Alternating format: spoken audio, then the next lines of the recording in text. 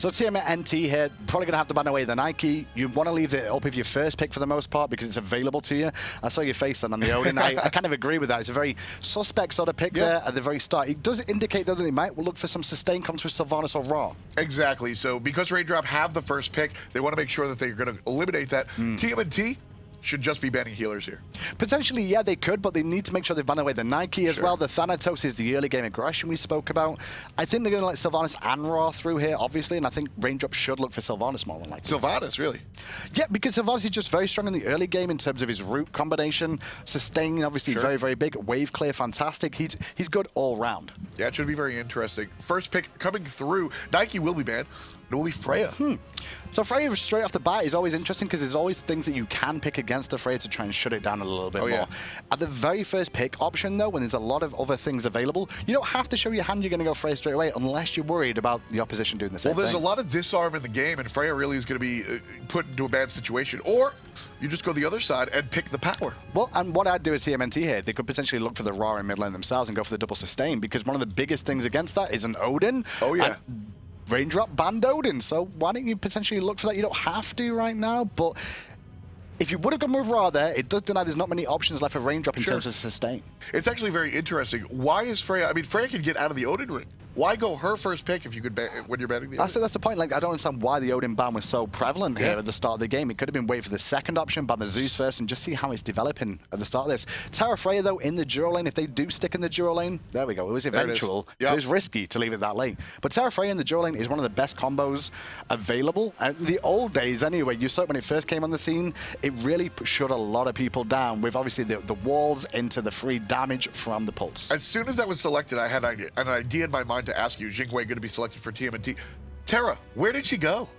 Realistically, Terra, the issue with her is her level 1 is terrible. She has probably the worst level 1 out of any Guardian, and that's saying something when you've got Geb on the squad, right? What can she really do? She can throw down the Monolith, dash, or throw walls down. There's not many options there at all. Very true there. Wheelish going to be banned out. That's a good counter to Jigwei. Obviously, with Ratatoska picked up, that's kind of indicating that TMNT are going to be playing Ratatoska's jungle. Yeah. Because obviously, they could have looked for a Wheelix themselves to be able to pick up, combine with Sylvanas. Yeah, but then you're kind of left without a frontliner. Exactly. If Ratatoska's to the solo lane. Tyr, banned out. I think that's a great choice. Standard Thor ban. as well. Standard ban overall there. I'm surprised we've not seen the Guan Yu pick up from either team just yet, or ban away, I want to say, with the amount of sustain here. But the big key now is, like, Raw, obviously, going to be able to sustain them for the side of RainDrop. TMNT have Sylvanas. They need a little bit more frontline, though, TMNT, because Sylvanas isn't one that wants to be the aggressor to an extent. Unless he finds a pull, it's very difficult to really get in range. Talk to me about the Isis ban as Poseidon is locked in. I'm liking this. The Isis ban's interesting for I guess he's just worried about the amount of control they can get in the mid lane overall here. Because when you look at their roster, there's not massive amounts of control here. Like Ratatoska in and out, Jingwei in and out. It's no initiation. real control. But then that's why we see a Poseidon now. He's got the control of the cripple. And I also, not for nothing, he also has objective secure, which is a really, really big deal when you're going up against the Ra. Very, very true indeed. I like the Hombat's pick up from RainDrop now, something a little bit more frontliney to combine with the Terra.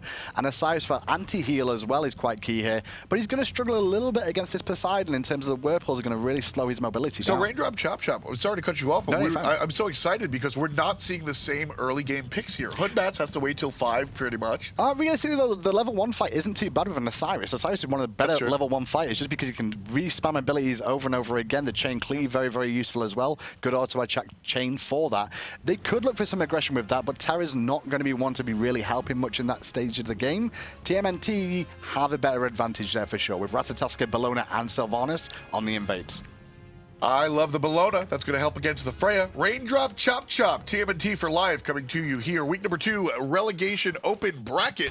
European Console League. And we'll see how this one starts, because right away we're going to see first blood. By the looks of it, no, he'll dash away in time, but crazy fights from RainDrop. Oh, that's going to be trouble for Mr. Turtle. Here, one more shot will do it. The Osiris, the dive is good bad. level 1, but not good enough. I was going to say, the dive is bad there. First, he's going to take one extra tower shot, and if I actually believe if TMNT recognized that, they could have picked up tier for free there on that right-hand side and found first blood for themselves. Yeah, that would have been really troublesome. as these teams get deeper into it, just because it's just so much, it brings so many issues when you die this early in the game. So very clean stuff. Well, not very clean, but there's zeros on the board, and that's what counts. Well, you mentioned about the early, it can cause issues in the early game. It's mainly the gold, because the minions haven't spawned just yet, so it's not too bad in terms of like losing experience, but the gold is very, very important. Getting a 500 gold lead, I'll take it. Oh, for sure. Right at the beginning of the game, it's basically like boots 1 straight away if you've not bought your boots yet. It can really be a power spike in the early stages. So here we see No Styling starting here in the mid lane, or at least by the mid lane, getting these Harpies up with Farleys on the rock. I think this is a good idea to start the left Harpies and then do red buff, because you'll see they should be able to still get to lane relatively at a decent time, especially because they have sent their support to the right-hand side against a potential invade. Exactly. That's one of the go-to strategies that we see teams bringing here today. Now, the 2-on-2 in the lane.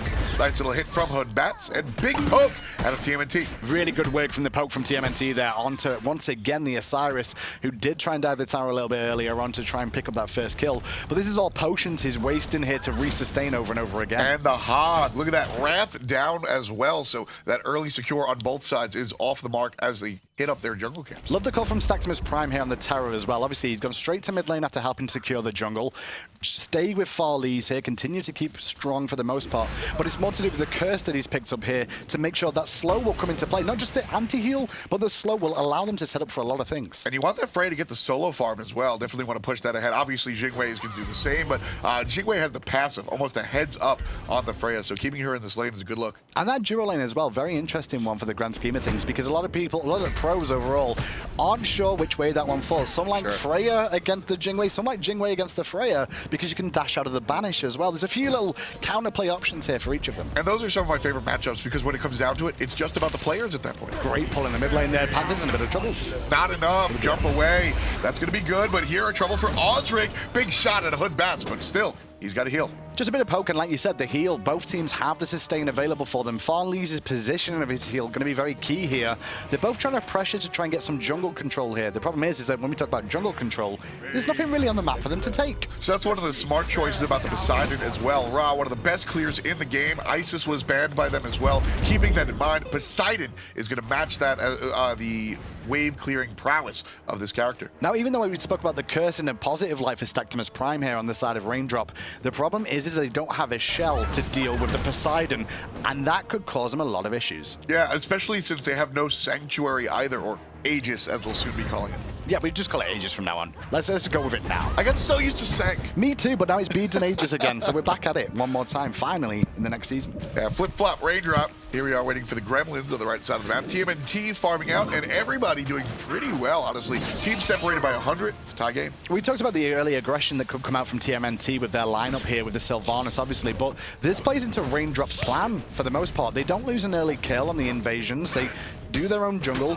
and then you look at the fact that they've got double sustain on the team with a Tara, with a Ray, with Tara and Ra, and you've also got the hyper late game with Freya as well. This is exactly the pace that we want to see at a Raindrop right now, especially the fact, which is why I like the OP USB choice here for the Hood Bats. I think this is a great choice because you're going to be able to stall the game with that Fear No Evil. If you're looking for the counter ganks, all of a sudden the enemy can't do much. And also against, you know, Osiris as well. Hang on that, hold that fort TMNT in the sky. There's the big Kraken coming out, claims one, and there's the second. Started off with a bang, it's 2 kills for TMNT. And if you look at what they've actually got in terms of relics, imagine if Staximus Prime had Shell there, that could have been a different story, but now they're invading again. Osiris shows up by himself, 2-on-1, jumps over the wall, cute little play there. Unfortunate for him, because I think he did secure that buff at the end there, but he jumps away before he can manage to pick it up, so he needs to go back to get it, I suspect. Oh, maybe he didn't get it. My lies. My lies. Osiris right here, powerful enough to go ahead and take on 2 players. Level 6 so far. Jingwei, the highest in the game at level 7.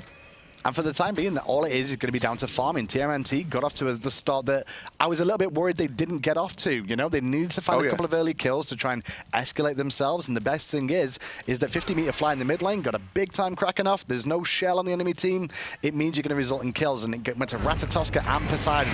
2 people you definitely want it on in the early game. So Poseidon's not an early game character, but he's one of the mages that can get started earlier than other ones. That Kraken really makes an impact around these Gold Fury fights in the mid game. He has a lot of situations situational times Poseidon. It's very strange because in the mid game he kind of falls off a little bit, but comes back very strong in the later stages. His early game up to level 5, very, very good, Poseidon. But then it kind of goes on a down tilt until around level 11, level 12, when he starts to come back into it slowly. And it also depends on the build. A lot of times we've seen these players go almost a utility build with the Gem of Isolation, which turns Whirlpool almost into hard CC. So you got to keep careful and keep an eye on how much power we're building into. Although look at that, he's starting to build into the helmet.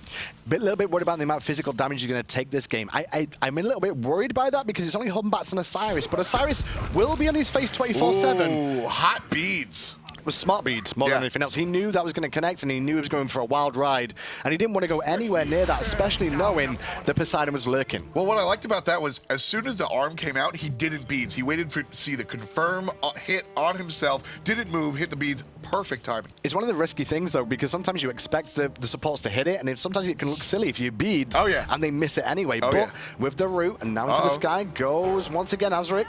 Getting aggressive in the enemy jungle, finds the knockup. Beautiful root coming out of the support. There's the counter initiation we were talking about. Humbats diffuses the situation. And that's exactly what Humbats needed to do there in the grand scheme of things. Ra had already burnt his beads already, but once again, TMNT know what to do. They find a small win. They go straight for the Gold Fury. All part of the play. Meanwhile, right side, Osiris finds a kill. That'll be one for up tier. Over here, Ultimate Ra claims the life of Mr. Turtle from a distance. And that's going to be a great play. The Gold Fury going the way of TMNT. They need to find Fly here as well, though, to try and make this even out with the Gold Fury going down. They're going to get Fly as well. They might even get more if they're lucky. Oh, here comes Jingwei. That might have been a bad choice. Finds the tunnel. Finding the tunnel was the key there, knowing exactly where his escape route was, because it could have caused him a lot more problems there. But in the grand scheme of things, it was a 2-for-1 because we saw a solo lane kill, and the Gold Fury goes to TMNT. It's not enough for RainDrop there to come back into it just yet. Big swing coming out from TMNT. It's almost 2,000 gold at 6 minutes. Now, we talk a lot about gold leads, but you got to think about it relatively. 2,000 at 15 minutes is the start of a lead. 1,700, 2,000 at 6.5. This is kind of worrying. Agreed, because it starts to snowball a little bit earlier on. Now, the key is like getting those very early items on. Most of the time, item builds, they generally progress in terms of depth of how much the items cost as the game goes on. Well, so the earlier items are a little bit cheaper, like 1,100, 1,700 gold to complete them. So completing them early with these small gold leads does escalate as time goes on. It's actually interesting. Take a look at the build of the solo laners here. Bellona also seems to be building into some physical protection. Looks like it's going to be Witchblade. We see a lot of Witchblades coming out over in the solo lane at the end of Season 3, but I think this is a good call anyway to deal with Freya and an Osiris, both auto-attack focused. That's going to really help her out. That's really my key. When I see somebody else basic attack focused over there in the solo lane, I'm automatically thinking Witchblade, and then I sort of figure out how hard these guys are going to be hitting. Freya obviously going to be swinging very hard, and Osiris getting that kill, absolutely nice snap pick coming out from Predators. It's a smart play. Obviously, it doesn't give you magical protection, but it does help in the grand scheme of things of actually dealing with two characters at the same time. And the magical protection, Bellona's not going to need it right away. No. She's going to be dealing with the jungler and the solo laner for the majority of the time right now. The Witchblade should be strong. We'll see the magical protection come a little bit later. Yeah, we will see it come later on, but he's got to be careful about how quickly No Styly gets to the late game, because No Styly already is equal level with Predators on that Bellona. And she'll start swinging. This is why, like, the likes of Vermana, for example, even in big baby form, if you don't have any magical protection, she'll shred through the ultimate. At the same time, Jingwei does have the lead. You got to be careful of that passive. So much farm coming out from her. There's a nice ultimate initiation, finding the stun. That's trouble, but No Styly finds the lift.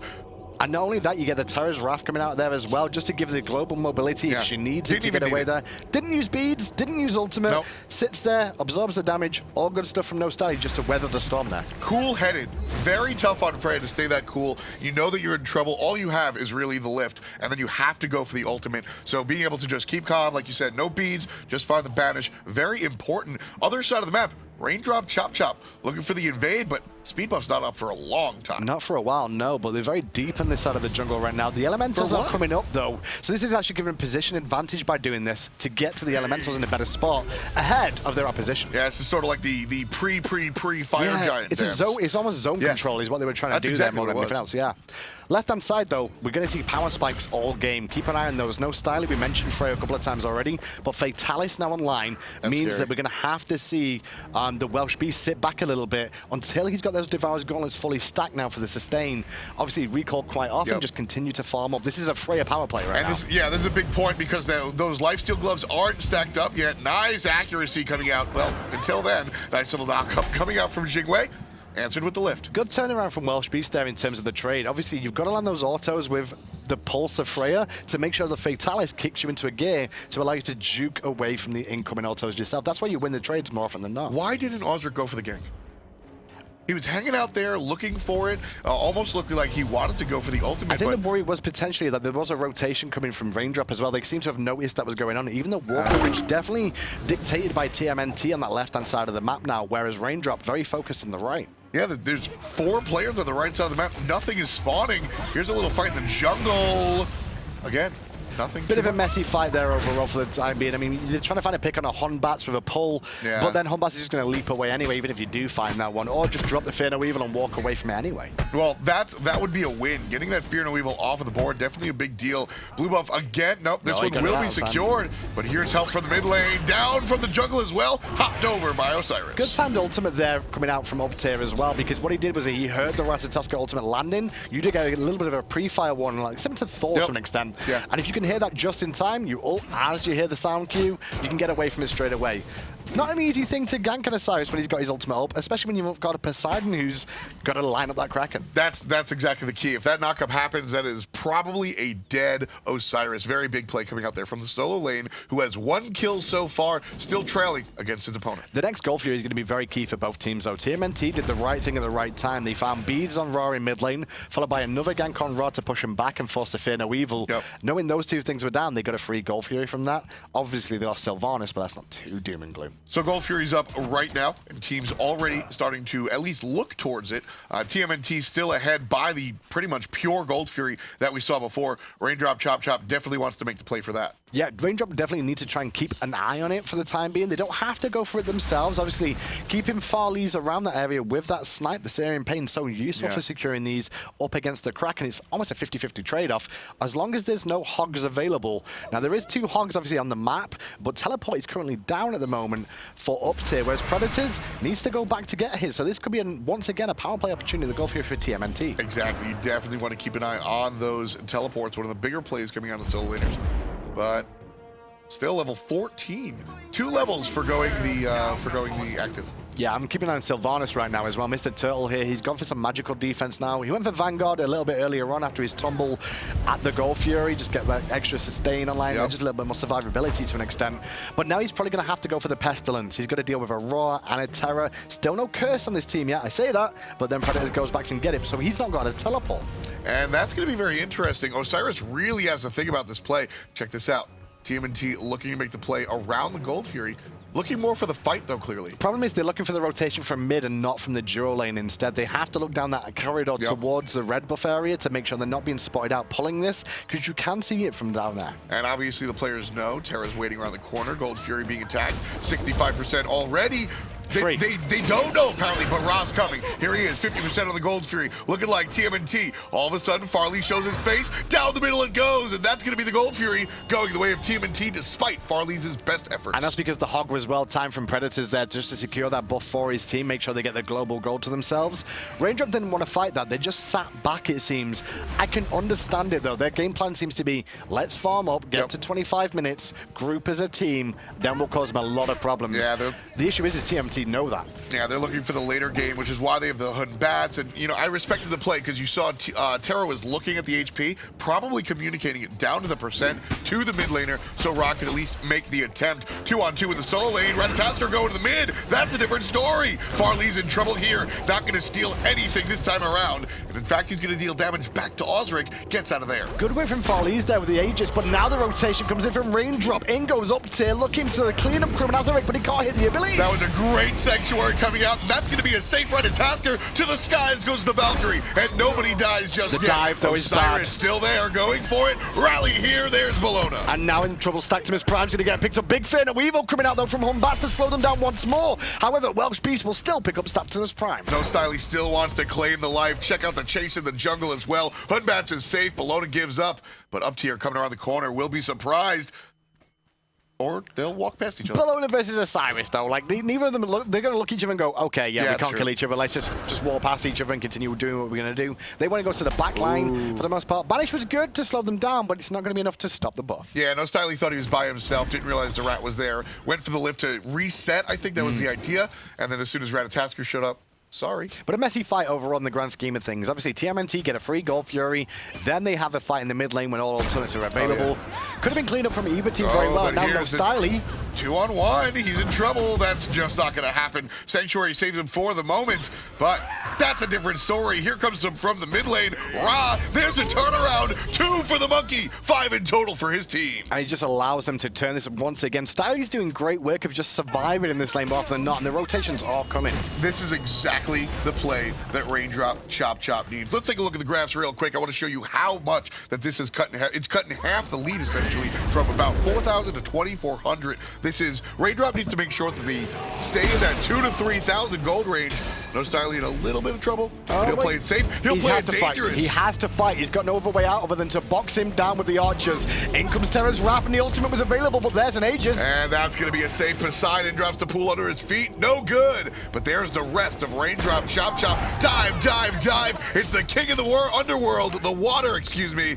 And he's going to go down for the count, 6-3. Raindrop. Credit to Sactimus Prime. They're using the abilities of Terra so well. Drops the walls, dashes through them, drops the monolith, uses a second dash because he hit a wall to root him in place to allow them to clean up that kill. A little bit risky on the dive there, but they were to a tank going in, taking aggro, so it's not all doom and gloom. Yeah, I mean, it was 3-on-1 there, Hindu. I think that was a little bit dangerous, but certainly risk versus reward. Really surprised by TMNT here, looking at the Heartward Amulet on the right-hand side, because Heartward Amulet, instead of a Pestilence, is something that they shouldn't really be doing. Just double healers, not having a Pestilence at this stage on your support, and no curse on him. At the moment, it's all on Bologna. Bologna's got a lot of stuff that she's going to have to take care of, making sure they can't sustain back up. Yeah, it's going to be all her. She's the Swiss Army knife, essentially, the solo laner here. There's the curse, pulls off the mark. 2 players surrounding Sylvanas, forces the ultimate. Ratatasker in the sky, looking for the initiation. Not the mid lane, trying to decide. Not going to go for the team fight. Finds the back line. Nobody is on target. Don't know why they're trying to force this, TMNT. They get out of a bad situation, but both teams looking to commit. Now Lord of the Afterlife down means Eagles rallies there. And there's the second jump. He's going to be hit by the Kraken. Taken down up tier. Still the follow-up damage coming out on the other side. He's going to be in trouble. Here comes Farley's looking for safety underneath the tower. He'll be fine, but the rest of the teammates still fighting in the jungle. Yeah, still going at it overall, but if you look at it, it's only 1 member down, and that was up tier at the start of that engagement for all intents and purposes, and now it's just going to wear off for the time being. It's a crazy fight over nothing, because even if you win that fight, what do you really get? Exactly. You know me. Always looking for the objective after the fact. Tier 1 tower is the only thing you could really get for that in the mid lane potentially with that fight, which is a big point of contention to get that first tower. Well, the Gold Fury is going to be up in a matter of moments. You're looking at about half a minute before the Gold Fury comes up, and that it's interesting. Gold Fury hasn't exactly been a huge focal point of our games lately, but this game, completely different. It should be for this time as well, because both teams know what was burnt in there, or they should do by listening and talking to each other about, I saw beads were down on this guy, I saw Kraken was used. All these ultimates are not going to be available for the next Gold Fury, at least for a minute or two, which means there is a window of opportunity for the team that recognizes what they've got available. And TMNT realize that they're on even footing as you see the teleport down on Osiris. Bologna has to know that that was down as he comes back into the lane. So TMNT are going to be playing around the fact that Bologna doesn't have teleport. As soon as Osiris uses his, it's all even. No one's got a monumental lead yet in this game, and the big key here is look at the net worth of the 2 carries in the duo lane here. Obviously, Jingwei and Freya. Oh, here's the counter-attack. There's aggression on the middle lane. No Kraken, but there's the ultimate of Ra. Still looking for more. There's the Kraken. 50-meter fly gets the kill. And now Prime's in trouble too, looking to run away as still the beatdown goes on from Bologna. Bludgeon good, but on the backside of Cyrus. Yeah, there's still fighting coming in. The rotation from Freya proves fruitful for the moment. Alive for now. Takes to the sky. Oh, she's toast, Hindu. She's definitely going to fall down. The Aegis will buy her a second, but not enough for one. The Whirlpool was just going to zone them away once more. Lord of the Afterlife used for escape, but they're still collapsing. Bologna really wants to kill on her lane opponent, but it's not going to happen. Farley's punishes TMNT as they go way too deep. Kill for the mid lane on the jungle. Still in trouble. gets out of there just barely. Terra heals on the Ra, and that'll be enough, but Tier 1 tower goes down. And that works out well for TMNT for Lyfe for the most part. Once again, though, we saw Shell on the side of Staximus Prime. He had it this time. Didn't use it on the Kraken. Yeah. Used it on the Kraken. He could have turned that fight around one more time. I think the idea was that it was just too much damage for even Shell to mitigate, so just decided to save it until next time.